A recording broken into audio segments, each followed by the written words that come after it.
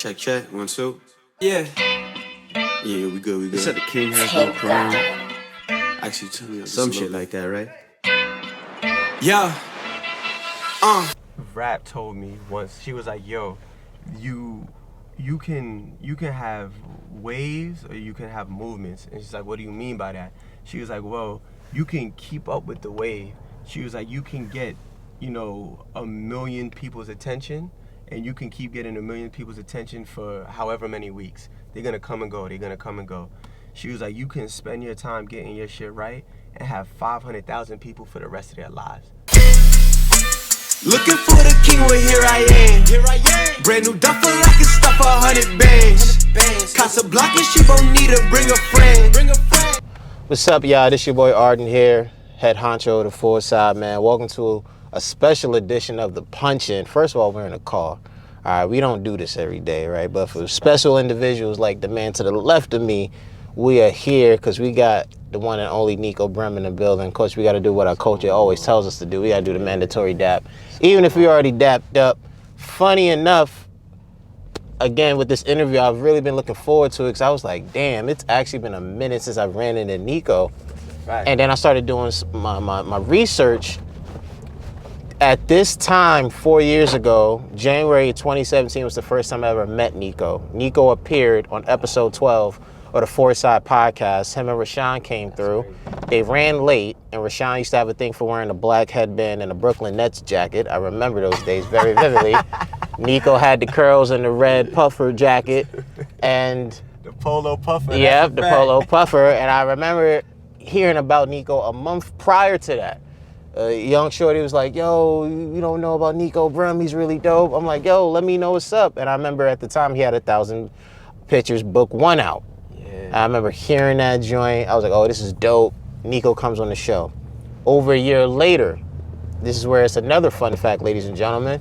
The last time Nico and I sat down for an interview was almost 3 years ago, March of 2018, when Nico was on episode 34 of the Foresight podcast. And this was just when 1,000 Pictures book 2 had came out. Word. So here we are, all these years later. So we got to pick it up from there, man. Absolutely. What happened right after 1,000 Pictures book 2 came out? Damn. Right after 1,000 Pictures book 2 came out, that was 2018. Yep. Right after that, I started a crazy freestyle run, going up to Sway in the morning. Yep. And I feel like once I started doing Sway in the morning, I also ended up linking Rhapsody. So that was like, that picked up immediately after. So that was kind of crazy. It was 2018 was such an ill year, and I remember Sway kept bringing me back up. I was doing the beats, and I was also like spitting. Mm-hmm. So shout out to Sway for giving me that platform. But yeah, man, after I did that, I went to North Carolina. I was working with Rap, Yep. and then I ended up cutting a record on the Jam Limited Squad 2. I remember. And then yeah, now we smooth sailing, man. 2019 was another year of like growth, getting everything together. I've been in the lab working with Rhapsody. She's like executive producing me, Mm-hmm. Yeah, my fucking back line for the seatbelts. But it's all good. We can still cut shit. Yeah. Yeah, we can cut that. Cool.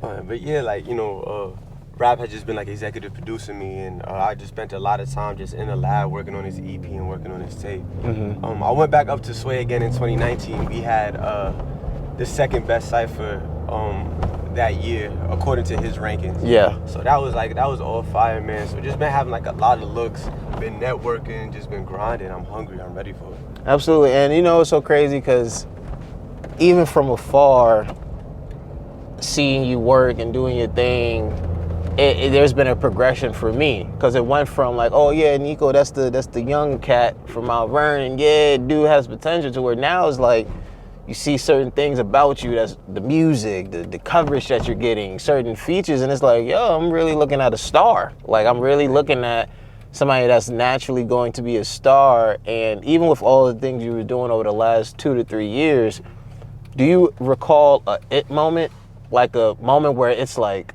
yo, we're really like taking off here? This is not just, yeah, we talked about it, dream about it. Now it's like, yeah, I'm about to hit another wave now. Yeah, I think there was a couple of those moments, man.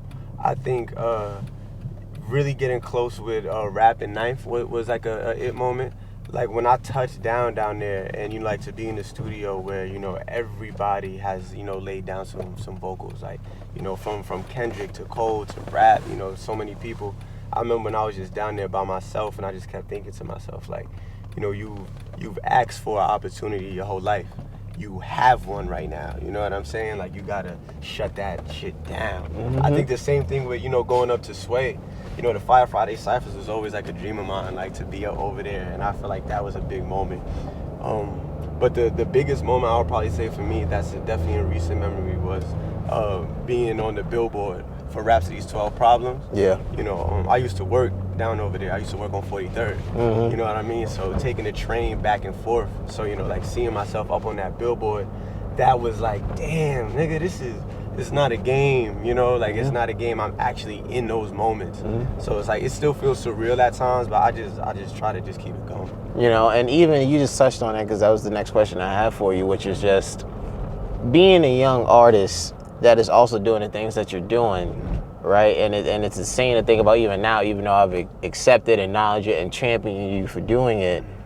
How do you maintain just the proper perspective, but also the proper pace to understand, like, yeah, you want to go for these things and you want to do it, but you also got to make sure you don't burn out? How do you maintain both proper perspective and pace? I think a lot of the women around me in my life be helping me with like keeping that perspective. I have like my sister Madison, my mother, my grandmother. I feel like sometimes I be so caught up in my work, bro. Like the ambition of wanting to do the work can like alienate me from all the other things going on, like, in my life. And like sometimes, like, yeah, I'm Niko Brim the artist, but like I'm still Niko Brim the person. You know what I'm saying? And I say family is the number one thing that helps keep me back, and keep me grounded. Cause I used to be on some shit, bro, like that. My homies could tell you, like, if I'm not recording every day, if I'm not doing this every day, we got a problem. And I had to learn, like, just to handle it with a little bit more grace. So, I definitely say it's family and the homies. They make sure that I keep it level-headed. And even with that, right, making sure you're still the best family man and friend you can be, best partner, what else you can be. You at one point was still an artist trying to make way out of Westchester County, and Westchester's hip-hop and R&B scene has been growing, has been emerging in a lot of different ways. First things first, though, do you still like keep tabs on what's happening around the area from time to time, despite being as busy as you are? Yeah, I definitely do. I gotta stay in touch with the 9. You know what I'm saying? Like, I'm bred from out here, so like it's important to me to like see what's going on and champion people.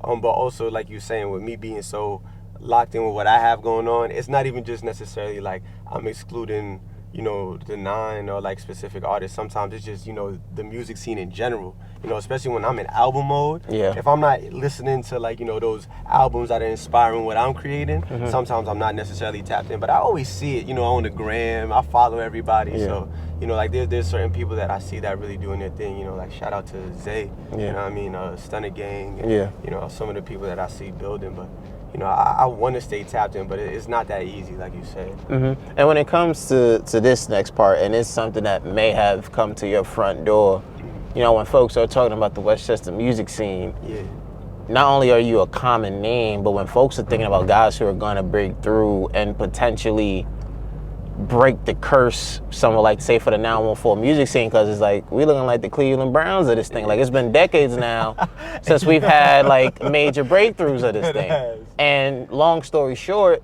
people have said, and I can actually confirm this, that if there's anybody who's going to break that, they're pointing at you. They're saying Niko Brim's name. How do you feel hearing about that, whether it's for the first time or for another time, that folks look at you like, you the dude that's gonna help break that streak for the 9? Yeah, I mean, it's like, it's one of those things, man. Like, I appreciate what everybody's saying, and I feel like I have the potential to do it too. Like I spent my life like working on it, and to be in a position, I don't want to do nothing more than make sure that the 9 is heard. That's always been my biggest thing. Like, I'm always in the community. This area mean a lot to me. So it's like, to hear it just kind of keeps the fire going. Because it's the same conversations I have with myself or amongst my people.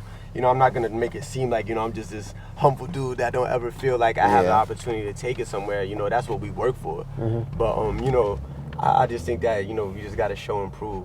So, you know, to the people that are saying that, you know, we salute them, but I just gotta keep grinding. You know, even within your growth of what you've been doing musically, man, what was really dope was just seeing the things you was taking in terms of being somebody that's an active member of your community, right? You was really locking in during the height of the protests, helping push Black Lives Matter, helping Juneteenth be recognized as a holiday, along with these many things, man. What was it about being more of a community man and an activist that really appealed to you this year in particular that made you go, hey, yo, I gotta do it?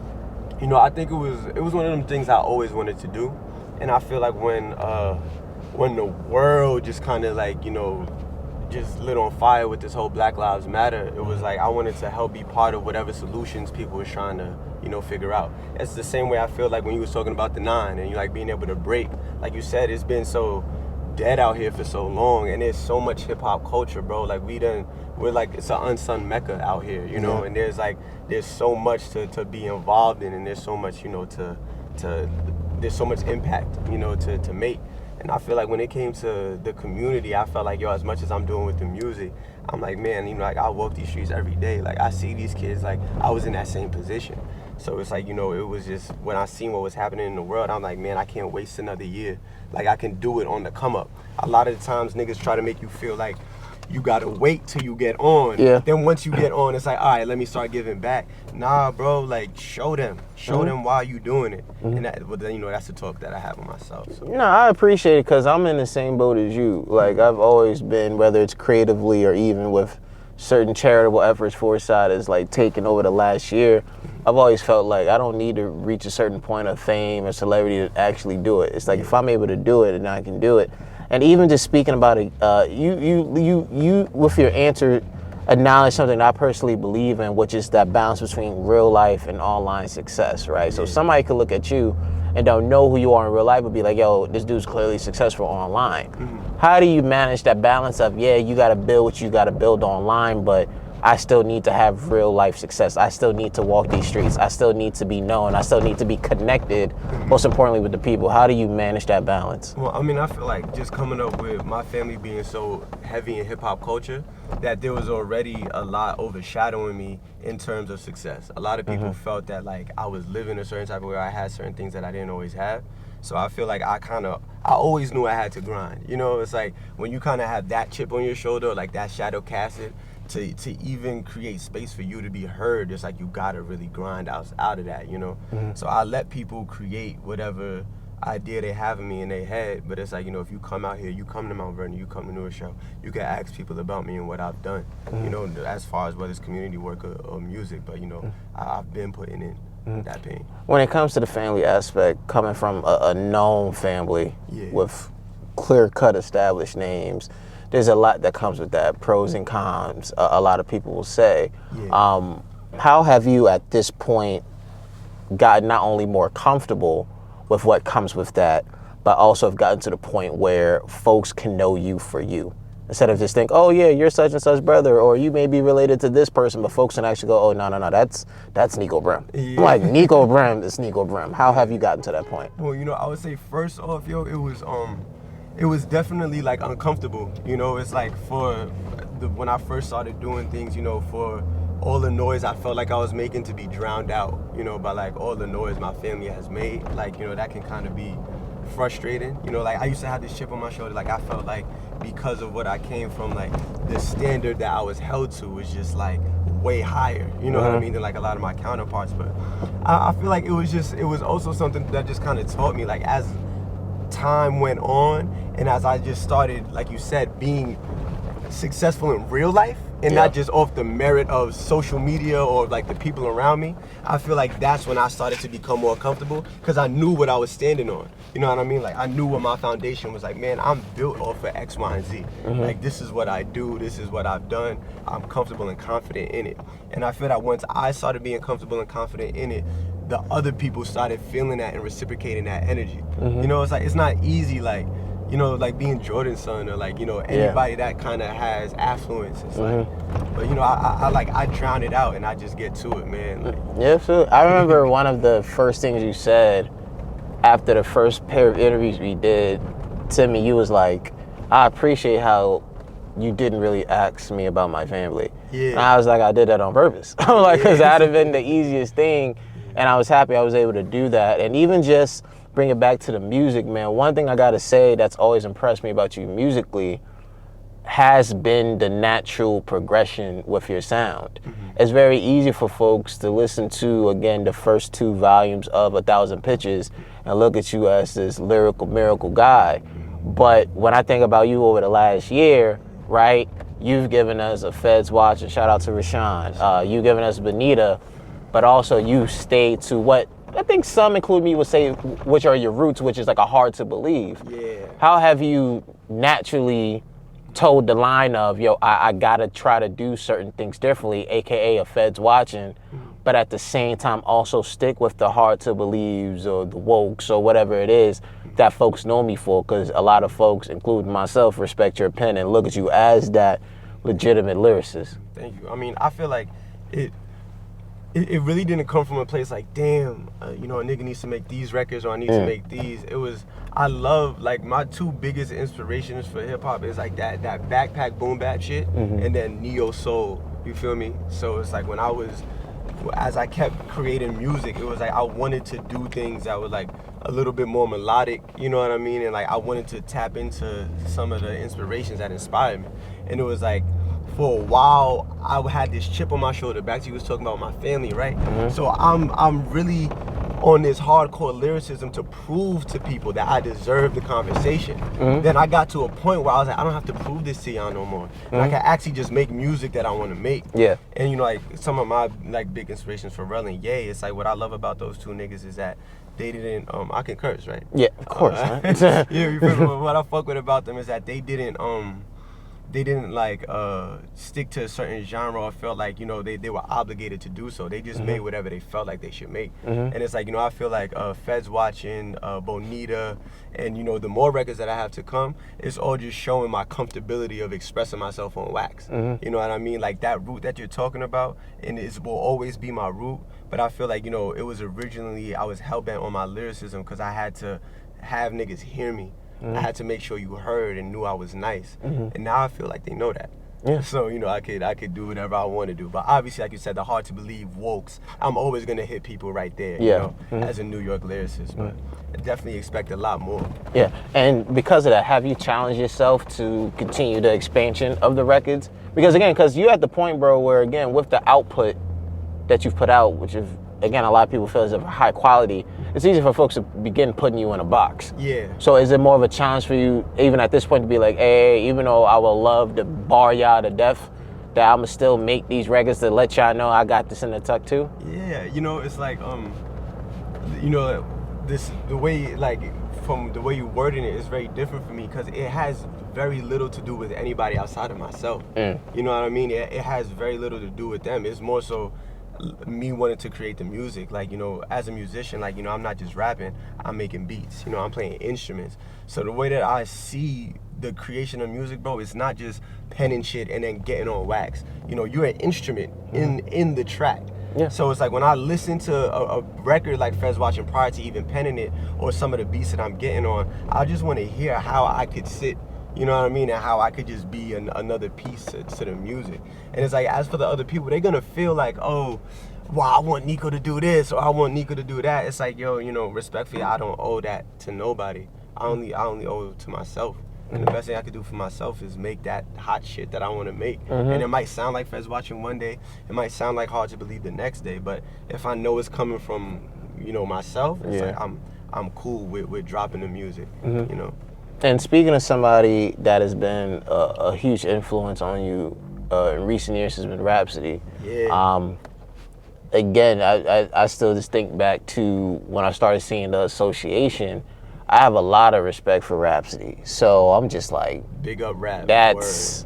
I'm like, that's a dream matchup. That's a dream pairing for Nico. I'm like, I respect Rhapsody so much that I'm like, wow, he really gets to like lock in with her. What has made Rhapsody not only a exceptional mentor, but artist in our own right?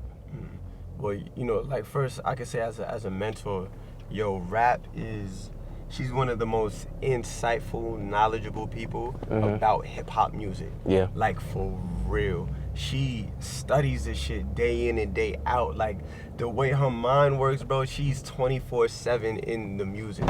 So it's like, you know, a lot of the time when I'm coming to her, you know, I just gotta pick her brain on like, you know, like what's going on. And I feel like as a lyricist, you know, she's probably one of the illest people to pick up the pen, in my personal opinion, like the last 20 years. Yeah. Like for real. A lot of people feel that way. She's in a whole different, you know, space. And so I feel that, you know, she's always, you know, like inspiring and pushing me, you know, like in terms of like writing and like my content and where I'm willing to take things, you know, lyrically and also creatively.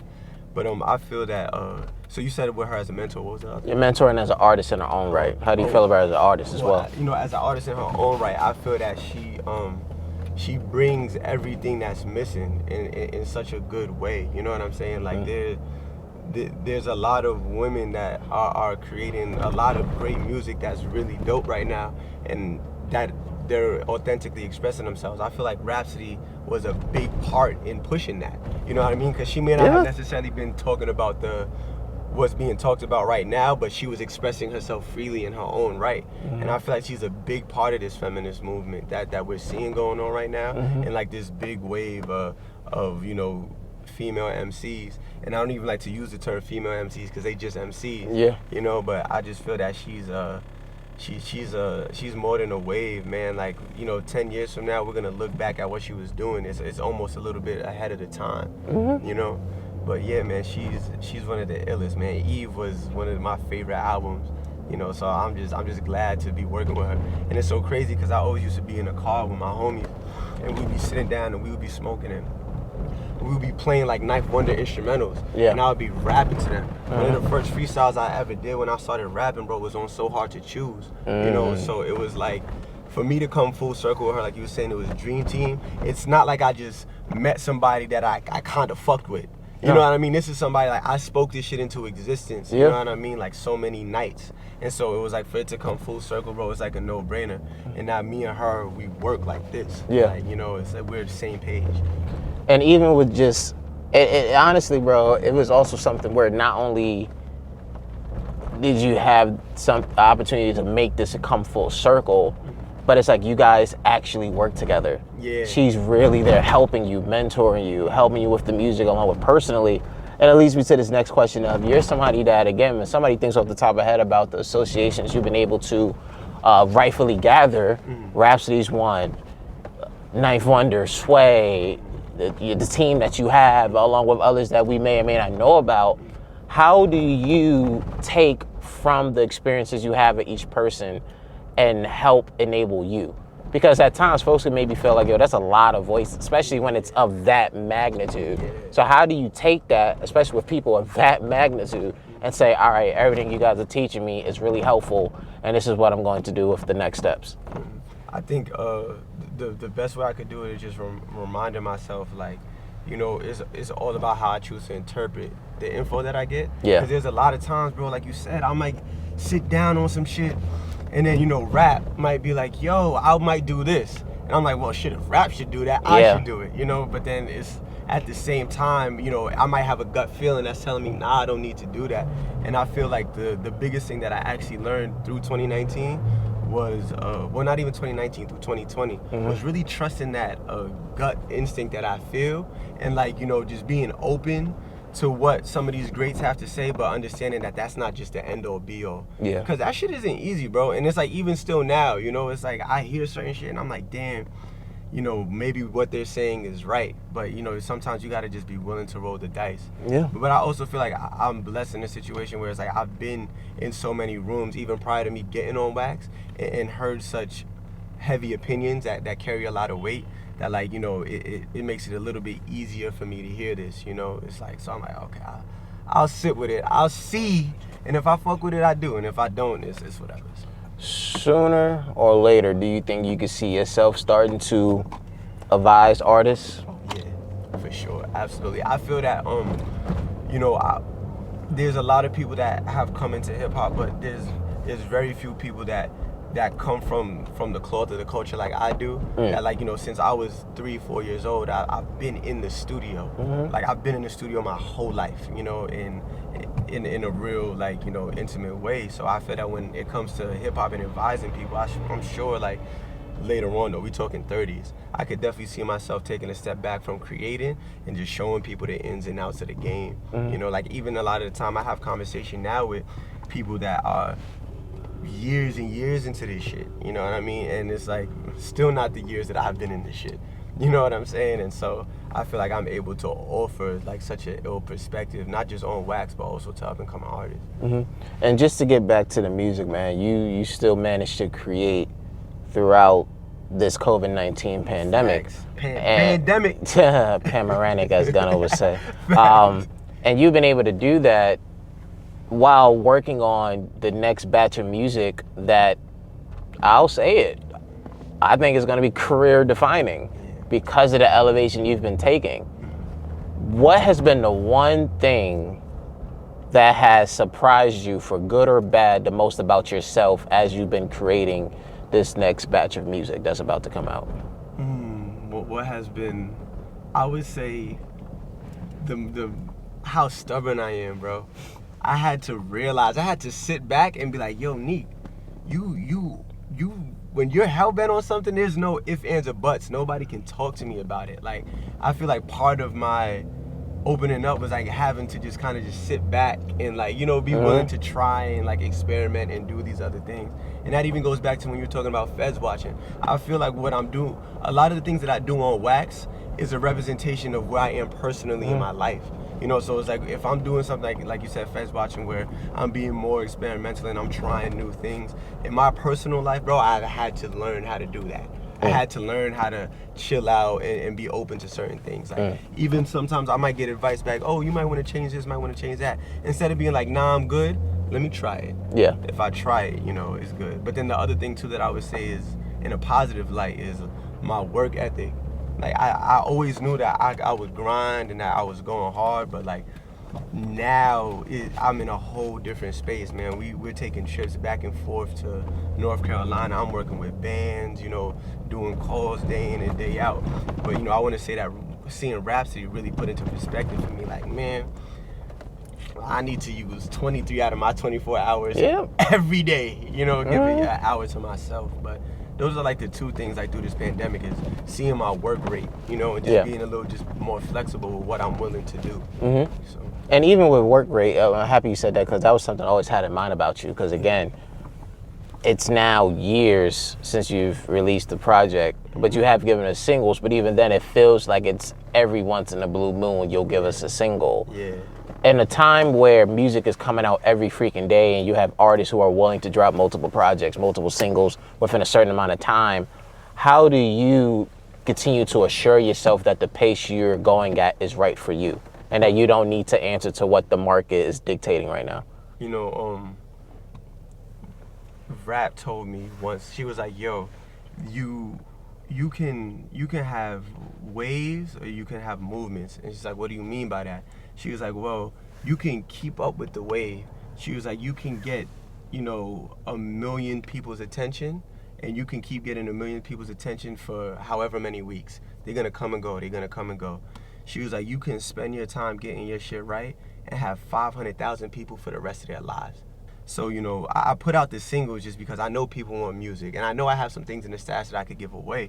But it's like, nah, bro, I'd rather get this shit right and let y'all know I'm here to stay. I also know that I'm not a single artist. Although I know how to make singles, I'm an album artist. You know what I'm saying? And so I spend more time figuring out that than trying to I'm happy you said that, because I was having a conversation with an artist the other day in my office where they said the same thing, and I'm like, I look at you the same way. Like, you're an album artist, you're a project artist that when I listen to you, I listen to you having sat down, knowing you're having my full attention. Like, I can't listen to you. Like, I even think back with you, bro, with either project for 1,000 Pigeons, I don't think there was ever a time where I said, yo, let me put on Winter Cold real quick and just go. Like, I had to sit down, like, whether I'm reading, I'm playing Xbox, or I'm just whatever. It's like I have to listen all the way because it's like your music is deeply layered. Yes. So with that said, man, again, I'm feeling honored that you're gonna play me this new music. Absolutely. What's one word to describe this new music? One word? Yeah. Crazy. It's definitely crazy. It's off my new EP, Before the Throne. It's about to drop. So I'm giving Arden the exclusive. You feel me? right. This is the first person outside the camp to listen to this, and it's in the 9. So right, you shitting me, man. you kidding me? You know we keeping it Right. exclusive. Only 4 side gets Yeah, this. 4 side. Gifts. Let me get the aux. Gifts. Yo, let's run to that. Let's run to the patty spot too. Let's bust that down. But yeah, folks, that's it, folks. Niko Brim, Mount Vernon's very own. That was the latest episode of The Punchin', but there's more. I'm really excited about hearing this new music. Artist signing off. Let's get to it. Too hot, real niggas say preach. 400 degrees, real niggas say preach. Real niggas say. Real niggas say preach, yeah. Last job ain't even last a year. Now I'm crossing overseas. If we talking grace, no, I need a CC. I'm the one, like I'm running PG, still shine ET. 400 degrees, too hot for the streets. Fake niggas going hate, real niggas say preach. Reputation, snake shit, and oscillation between the team chasing famous. Well, that dick riding, keep it blatant. See, I was brought up in this shit, could point them out. I'm like the impatient. They ain't nothing of the sort, got them shook. Pop niggas like they cork. She pull up on me in my shorts, been a minute, but that feeling that you feel is from New York. Top of the key, I'm from the 9, the Lost Mecca of the North. I want y'all to understand the type of honor that this is right here. I'm sitting in the back seat with my nigga Arden. We just went through the Before the Throne EP. We got to catch up on another classic interview, which don't even feel like an interview because we be chopping it up. You feel me? That's a real nigga right there. So Part of the art, man. And we switched it up for this one. So Yeah, I'm glad hey, man, for real, bro. I think, you know, there's been a lot of conversations across the 9. Some you may have heard of, some you may have not. And I feel like, ladies and gentlemen, that it gets to a point in time where, you know, myself, my peers in the media thing, along with people that's in the know, like, we're gonna start really letting folks know what it really is, of who's the top guys, who's really been putting in work, who's really sitting at the table, and no pun intended, who are competing for the throne. And this dude, I always say, is always a legitimate contender who always has his hands on that throne, on that crown, man. And if you can't even look at yourself and say you're doing 1/5, whatever it is this dude's doing, then take a name out the contenders list, man. It'd be ridiculous, man. For real, it's that throne. I need at least 2 of them joints on my phone now that you just played, brother. I need like them last 2. Just so Shorty and I could just play it. I'm like, yo, you hear this is crazy, right? Like, nah, for real, but nah, Niko Brim, ladies and gentlemen. 4 side signing off, Arden here, head honcho, wear your mask, stay safe, and all that good jazz. Because it's a panoramic. Yeah, it's a... Watch out. Yeah, man. It's a Pemmy, and shout out to all y'all that didn't get y'all stemmies. I got mine. I didn't get my stimmy yet. So, you know what I'm saying? If my FBI agent taps in on this interview, I'll at your boy. For real, man. We'll check on y'all, man. Later.